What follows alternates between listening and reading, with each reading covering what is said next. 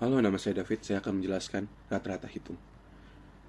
Rata-rata hitung, rumus umumnya adalah rata-rata hitung sama dengan jumlah semua nilai data dibagi banyaknya nilai data. Untuk data yang tidak mengulang seperti 1, 2, 3, dan 4, cara penghitungannya adalah jumlah semua data, yaitu X1 ditambah dengan X2, data 1 tambah data 2, sampai dengan data terakhir, menghasilkan sigma X, hasil dari semua X, jadi jadikan 1. Lalu dibagi dengan N. Apa itu N? Banyaknya nilai data. Hasil adalah sigma X dibagi dengan N. Untuk data yang mengulang dengan frekuensi tertentu adalah X sama dengan frekuensi 1 dikali dengan X1 ditambah dengan frekuensi 2 dikali dengan X2 atau data 2. Begitu terus sampai data terakhir, lalu menghasilkan sigma Fx dibagi dengan F1 plus F2. Ditambahkan terus sampai frekuensi yang terakhir dari data terakhir, hasilnya adalah sigma F. Kenapa sigma F? Karena kita menggunakan banyaknya nilai data. Jadi banyaknya nilai data, kita frekuensi 1 dan frekuensi 2 adalah banyaknya data 1 dan data 2. Tentu kita akan tambahkan semua sampai data terakhir, lalu menjadi sigma F untuk menjadi N. Gambarannya seperti itu. Rata-rata hitung dalam tabel distribusi frekuensi. Intervalnya adalah 9 sampai dengan 21. Di sini menggunakan interval 12, lalu nilai tengahnya 15 karena 12, lalu nilai tengahnya adalah 6. Lalu 9 ditambah 6 adalah 15. 15 dengan 3 frekuensi, hasilnya 45 karena nilai tengah adalah X dan frekuensi adalah F, jadi Fx-nya adalah 45. Begitu juga yang dengan 22, 3, 4, hasilnya 28, 28 kali 4 adalah 112. Dilanjutkan terus ke bawah. Lalu X sama dengan sigma Fx sama dengan 3955, F-nya adalah 60, lalu hasilnya 65,92. Median. Median ialah suatu ukuran gejala pusat yang menunjukkan letak dan membagi sekumpulan bilangan menjadi 2 sehingga separuh bilangan lebih kecil dari median dan separuh bilangan lebih besar dari median. 2. Media untuk data berkelompok. Med sama dengan L0 ditambah C sama dengan dibuka kurung N per 2 dikurang F dan dibagi F kecil. L0 adalah batas bawah kelas median. F jumlah frekuensi semua kelas sebelum yang mengandung median. Lalu F kecil adalah frekuensi kelas median. Inilah contohnya. Ini menggunakan tabel yang tadi, yaitu 9 sampai 21 hasilnya dengan frekuensi 3 dan seterusnya. Letak median karena ini ada 60, berarti adanya di 30. 30 ada di 61 sampai 73. Sehingga L0 sama dengan 60,5 F besar ada 19, F kecil ada 12.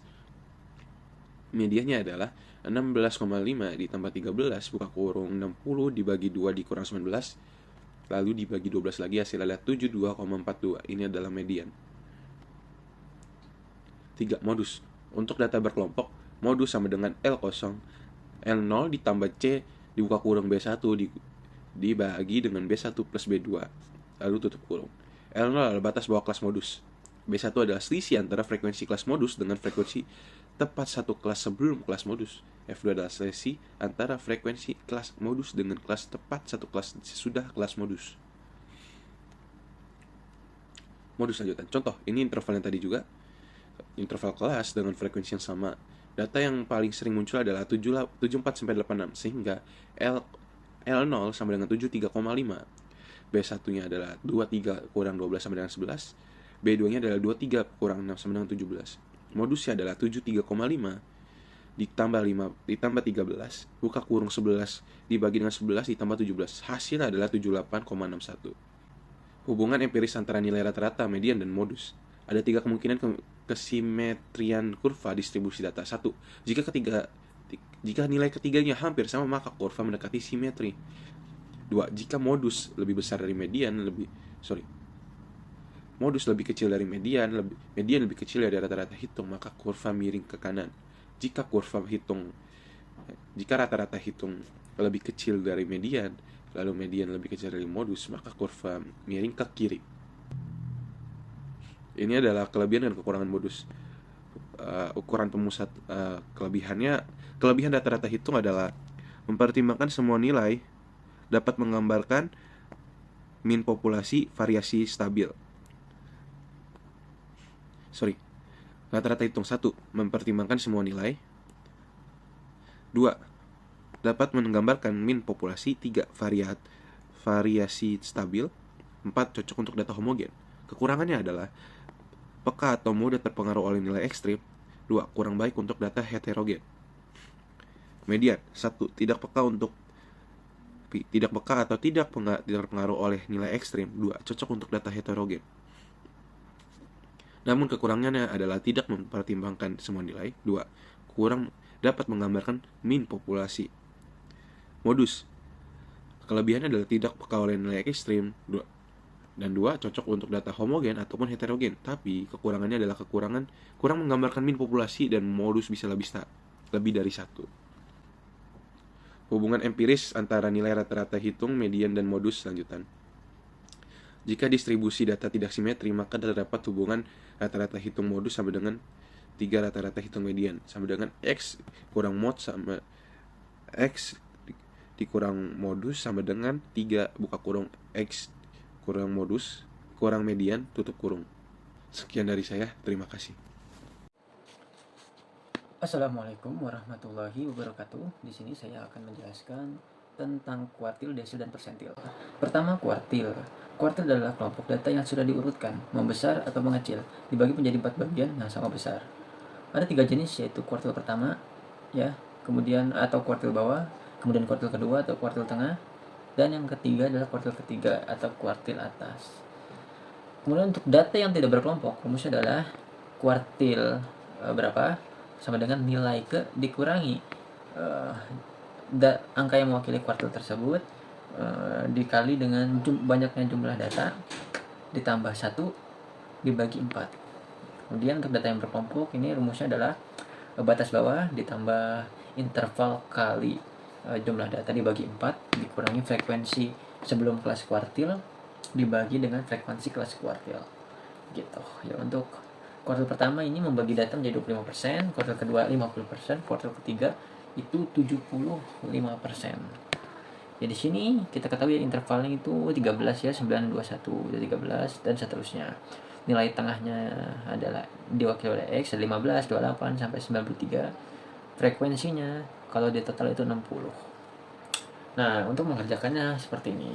Untuk kuartil 1 yakni dia itu kan 60 tadi datanya dibagi dengan 25%, yakni hasil itu 15. Nah, 15 itu masuk ke dalam nilai tengah 54 dan frekuensi 8 gitu. Dan kita ambil tepi bawahnya yakni 47,5 ditambah 13 dari interval. Nah, kemudian dikali 1 kali 60 dibagi 4 dikurangi 11 dibagi dengan 8 hasil 54.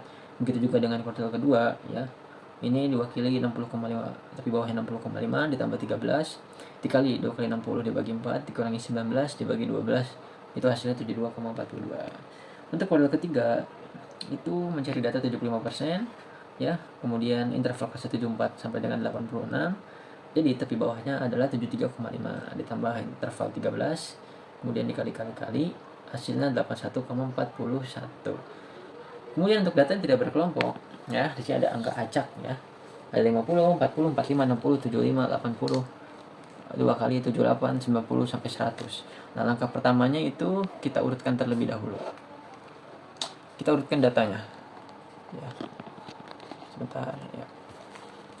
Kita urutkan datanya terlebih dahulu ya, dari 40, 45 dari yang terkecil sampai dengan yang terbesar yakni 100. Kemudian ini untuk cara menghitungnya yakni nilai ke ya, ini kita diamin dulu. Kemudian 1 ya dikali dengan 10 tambah 1 dibagi 4.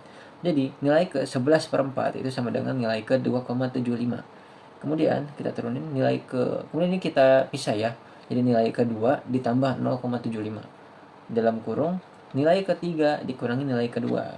Karena apa? Karena datanya ada 10 ya. Kemudian 2,75 itu posisinya di antara nilai kedua dan nilai ketiga, maka kita kurangi dari nilai ketiga dan nilai kedua. Hasilnya adalah nilai kedua yakni 45 ditambah 0,75 dikali 50 kurang 45.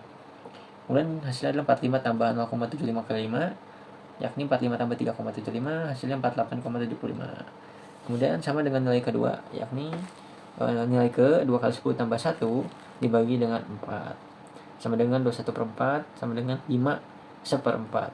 Nilai ke-5 ditambah 1/4 nilai ke-6, nilai ke-5 hasilnya 75,75. Kemudian kuartil ketiga sama nilai ke-7 ditambah 0,75 nilai 8 dikurangi nilai 7. Kemudian 80 ditambah 0,75 dikali 80 kurang 50, jadi hasilnya 80. Kemudian adalah desil. Desil juga sama seperti kuartil, bedanya desil ini dibagi 10 bagian yang sama besar. Nah, desil ini untuk yang tidak berkelompok juga sama ya, nilai ke dikurangi jumlah data ditambah 1 dibagi 10. Tadi kan dibagi 4 untuk kuartil dan ini dibagi 10. Itu aja sih perbedaannya di angka pembaginya saja. Selebihnya tidak ada perubahan ya. Sama ya misalnya desil ketiga berarti membagi data 30%, desil ketujuh membagi data 70%. Ya, sama seperti itu. Kemudian ini contohnya ya. Sama ya 47,5 dikali 3 ditambah interval, kemudian dikali-kali hasilnya 58,875. Kemudian desil ke-7 73,5 ditambah 13 dan 7 kali 60 dikurangi 10 dikurangi 31 dibagi 23 sama dengan 79,72. Untuk persentil nggak jauh beda, bedanya tadi dibagi 10 untuk desil, kuartil bagi 4. Nah, untuk persentil itu dibagi 100. Ya, untuk persentil misalnya persentil 2, jadi nilai ke-2 untuk persentil maaf ya, rumusnya sama. Untuk misalnya persentil berapa sama dengan nilai ke dikurangi angka persentilnya, kemudian dikali dengan jumlah data ditambah 1 dibagi 100. Untuk data berkelompok juga sama ya, tapi bawah dan lain-lain ya, bedanya dia ada di pembagiannya saja. Itu kurang lebihnya, mohon maaf. Wassalamualaikum warahmatullahi wabarakatuh. Oke, di presentasi kali ini aku akan membahas tentang bentuk atau sebaran data atau biasa disebut dengan squeeness dan kurtosis. Nah, apa sih itu squeeness? Squeeness adalah ukuran ketidaksimetrisan atau kemencengan distribusi.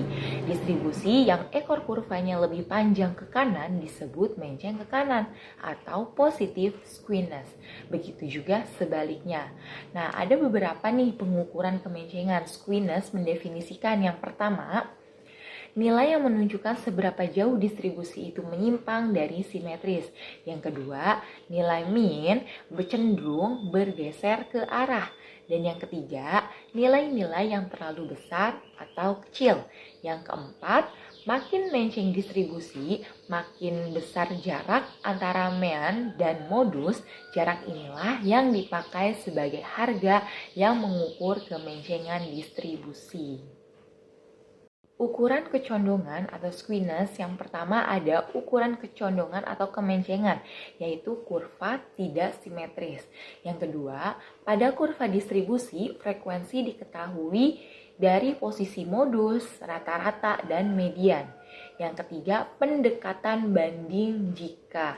Nah, rata-rata sama dengan pendekatan, sama dengan modus, banding simetris. Rata-rata lebih kecil median, lebih kecil modus, banding menceng ke kiri. Nah, rata-rata lebih besar median, lebih besar modus, banding menceng ke kanan. Nah, berikut ada studi kasus, yaitu varians dan standar deviasi data dikelompokkan. Nah, rumus varians itu sendiri ada S pangkat 2 delta F dalam kurung X dikurang akar X ditutup kurung pangkat 2 dibagi N dikurang 1. Nah, yang kedua ada standar deviasi, yaitu rumusnya S sama dengan akar S kuadrat. Nah, di sini ada contoh kasusnya. Nah, di sini kita ada contoh kasus dari variansnya, yaitu S pangkat 2 sama dengan delta F dikali X kurang X kuadrat dibagi N kurang 1 sama dengan 6194,88 dibagi 49 sama dengan 126 0,4261. Nah, di sini untuk mediannya itu ada di angka 32. Standar deviasinya S sama dengan akar S pangkat 2 sama dengan akar 126,4261 sama dengan 11,2439. Nah, berikut adalah contoh kasus dari koefisien squeeness. Nah, contoh kasusnya data dikelompokkan sebagai berikut. Nah, cara penyelesaiannya itu SK sama dengan 33,68 dikurang 18 dibagi 11,2439. Nah, sama dengan 15,68 dibagi 11,2439 dan hasilnya adalah 1,394. Nah, untuk penjelasannya itu ada di rumus tabel warna ungu. Nah, ini untuk yang keduanya itu ada SK sama dengan 3 dikali 33,68 dikurang 32 sama dengan 11,2439 sama dengan 5,04 dibagi 11,2439. Nah, untuk hasilnya di 0,4482. Atau bisa juga dengan rumus KM 3 dikali rata-rata dikurang median dibagi deviasi standar. 3 kemungkinan hasil kemencengan. 1 kemencengan sama dengan 0. Rata-rata sama dengan modus sama dengan median. Yang kedua kemencengan negatif. Rata-rata lebih kecil dari modus dan rata-rata lebih besar dari median. Yang ketiga kemencengan positif. Rata-rata lebih besar dari modus dan rata-rata kurang dari median. Nah, menurut Boole, kemencengan dapat dihasilkan dari hubungan K1, K2, dan K3. KM sama dengan K3 ditambah K1 dikurang 2, K2 dibagi K3 dikurang K1. 3 kemungkinan hasil yaitu KM sama dengan 0, yaitu distribusi simetris. KM sama dengan kurang lebih 0,1 distribusi menceng secara tidak berarti. KM lebih besar kurang lebih 0,3 distribusi menceng secara berarti. Ukuran keluncingan atau kurtosis. Keluncingan disebut juga dengan ketinggian kurva pada distribusi frekuensi dibagi dalam 3 bagian, yaitu leptokurtis, sangat runcing, mesokurtis, keluncingan sedang, pleikurtis atau kurva datar. Oke, di sini ada koefisien kurtosis, bentuk kurva keluncingan dikurangi kurtosis. Yang pertama ada mesokurtik, A pangkat 4 sama dengan 3. Lepokurtik, A pangkat 4 lebih besar dari 3. Platikurtik, A pangkat 4 kurang dari 3. Koefisien kurtosis atau data tidak dikelompokkan. Nah, berikut adalah rumusnya. Nah, X ini bisa disebut dengan nilai data. Koefisien kurtosis atau data dikelompokkan. Nah, di sini untuk F-nya itu jumlah frekuensi, untuk bagian A pangkat 4-nya itu standar deviasi, untuk X-nya itu ada nilai tengah kelas, dan ada U, yaitu nilai rata-rata hitung. Nah, di sini ada ukuran keluncingan atau kurtosis. Kurtosis adalah derajat kelancipan suatu distribusi jika dibandingkan dengan distribusi normal. Untuk menghitung tingkat keluncingan suatu kurva, koefisien kurtosis dapat digunakan rumus KK sama dengan Q3 dikurangi Q1 dibagi 2 dikali P90 dikurang P10. Keterangan jika nilai KK lebih dari 3 kurva leptokurtis puncaknya runcing sekali, KK kurang dari 3, kurva platikurtis puncaknya agak mendatar, KK sama dengan 0, kurva mesokurtis puncaknya tidak begitu runcing atau distribusi normal.